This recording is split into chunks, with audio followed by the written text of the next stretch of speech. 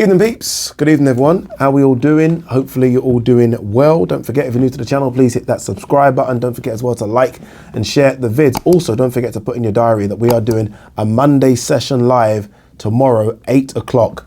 We haven't done a live for a while, and why not? It's good to almost spread them out sometimes because now there's a lot to talk about, so much to talk about. So Monday session live, 8 o'clock. And don't forget, we are doing the watch along for Tyson Fury versus Dillian Whyte right here from the studio, 8 o'clock. We're going to kick things off on Saturday. I don't know if I'm doing it by myself or if I can rope someone in. If it is by myself, then it is by myself. You know how we do. We get it done. So don't forget. So put those in your diary. Tomorrow, 8 o'clock, Monday session live, and then the watch along, 8 o'clock on Saturday. Yeah. All right, before we talk about Dillian Whyte, Tyson Fury, should we quickly see if there's anything else trending from the world of boxing? Let's have a look. What's this one? Eddie Hearn on Conor Benn after Van Heerden knockout. We have to step up the opposition now. We do. We've spoken about that already. Ryan Garcia. I like this. I don't know what to say. Isaac Cruz, I guess, all bark, no bite. So Ryan Garcia has gone from his win over Emmanuel Tago saying, I'm not going to call anyone out, I'm not doing it anymore, to now calling someone out. But I don't mind the call out. I think Isaac Cruz, Ryan Garcia is a good fight. Isaac Cruz got the job done against Yuriorkis Gamboa yesterday. So why not? Why not? This I liked. Crawford to Spence. Keep my belts warm. I'll be coming to grab them later this year. The greatest fight in the last... I'm trying to think of a fight that I've been more excited about. There's two.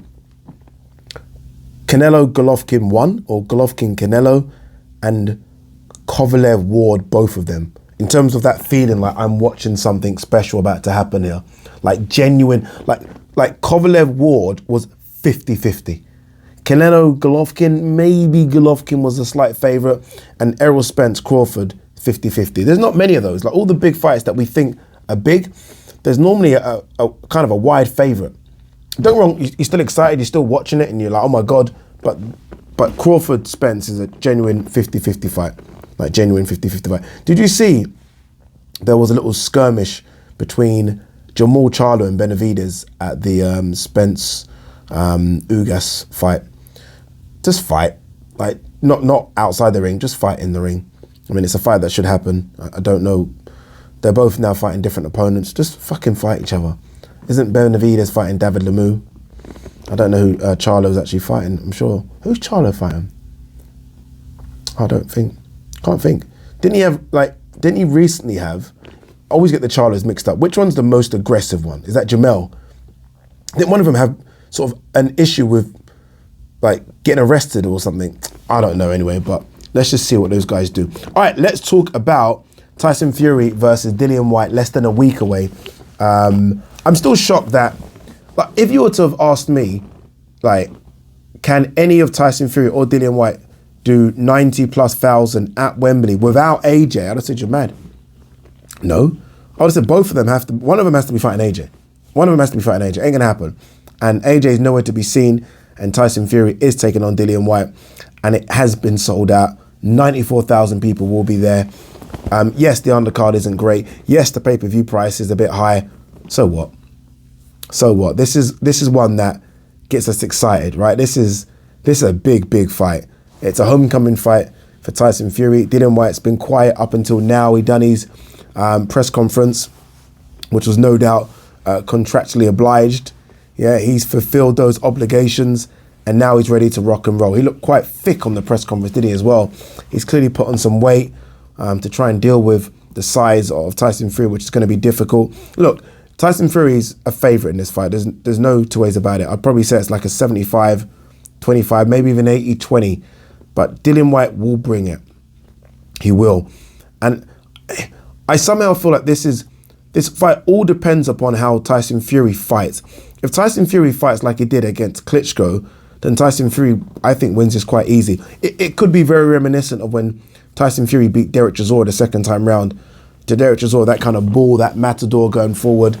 Sorry, the ball going forward, and Tyson Fury almost a matador, just outgunning him, outfoxing him, and in the end, just beating him up. It could be a bit like that.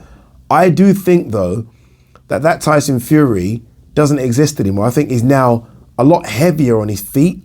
Hence why now, I know he likes to say this is his style of boxing, but I think he's almost forced into the style of staying in there and having a tear up.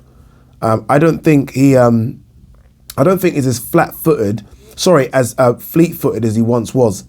I really don't think he is.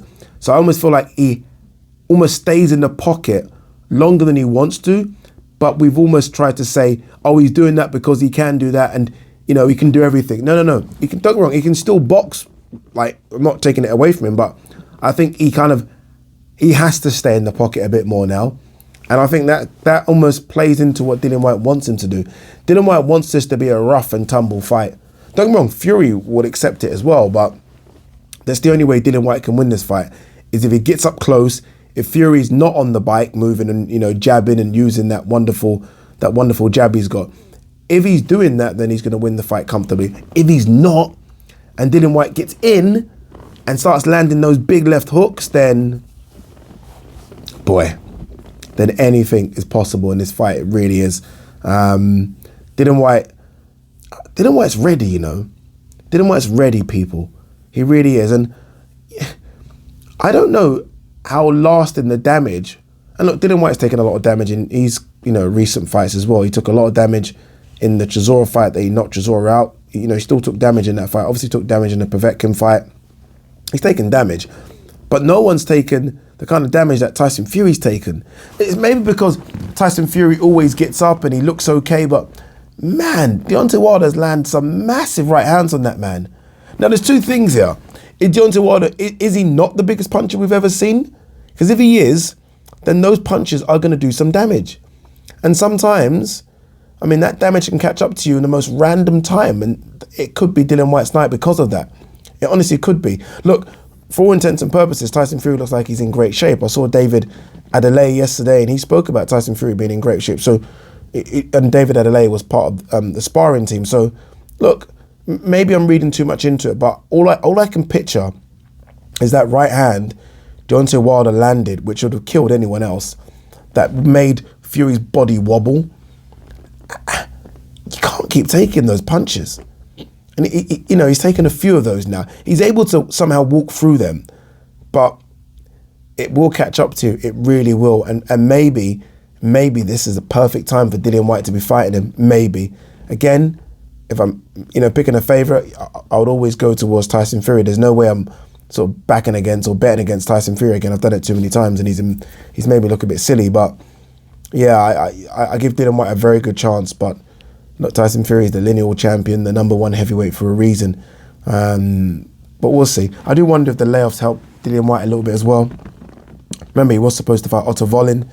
That didn't happen. He went back to Portugal, straight into training camp. I do wonder if, you know, maybe the rest, maybe he's the fresh of the two.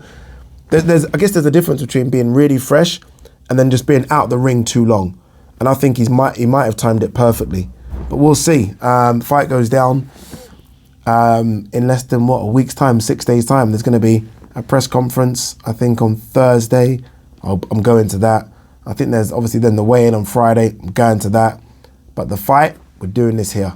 Peace and love.